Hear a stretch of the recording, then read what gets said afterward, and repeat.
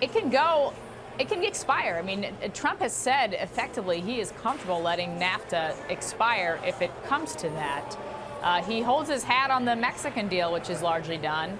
But what's interesting to me about the way Donald Trump negotiates is that in addition to pointing out some of the very real issues between our countries, it comes down in part to we don't like the negotiators for the Canadians. We don't think they're treating us with respect.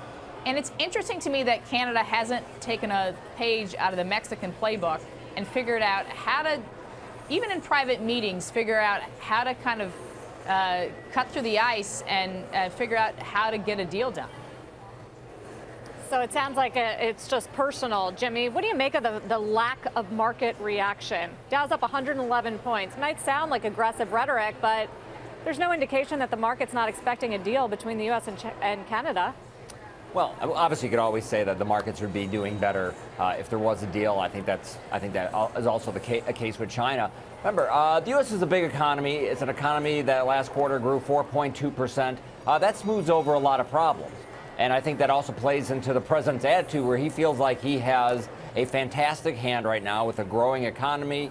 Trade is it's far more important to Canada than the U.S., so he feels like he has the advantage, and he's going to continue to press that position. Listen, I heard nothing in that press conference, and I listened very closely to talk about trade, that led me to believe that there is an easy agreement anytime soon with Canada, or China for that instance. I think the president's going to keep pushing this issue.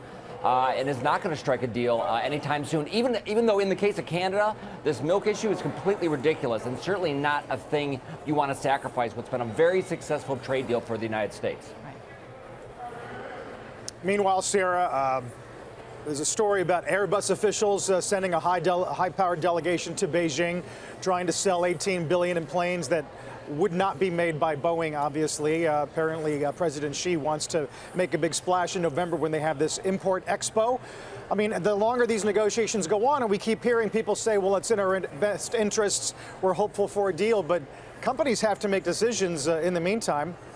They do, and I agree with Jimmy. There's nothing about what President Trump, frankly, has been saying for 25 years. Nothing in the press conference either yesterday that suggests that this is going to get resolved soon. It is actually what President Trump believes, so he deserves credit for that, but it's also a really good political issue for him. It's amazing to me as an Iowan how many conservative farmers say, yeah, it's hard. It's hard what's happening with China, but you know what? We got to draw the line in the sand somewhere, and Trump's going to figure this out. Trump's the only person who can figure this out. His base, including even many in the ag community, they're with him right now on this issue. Well, if they grow soy.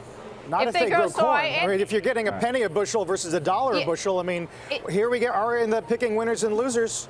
Yeah, it's a very fair point, and certainly the ag insiders and some corn farmers are unhappy. Of course, they're very happy with getting, he's coming to agreement at least with Mexico, which is a huge part of their market as well. But yeah, soy and pork, guys. But I am surprised politically that he isn't taking a bigger hit yet. We will see what happens when these prices start to hit consumers. There's certainly some evidence, as you pointed out, Whirlpool and some others that are at lows on their stock, that it is taking a toll on them.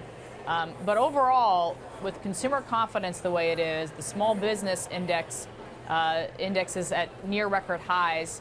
President Trump feels he has a hand to play, and even though I think it's wrong economically for our country, he has a hand to play, and he's playing it, and he's not going to back down.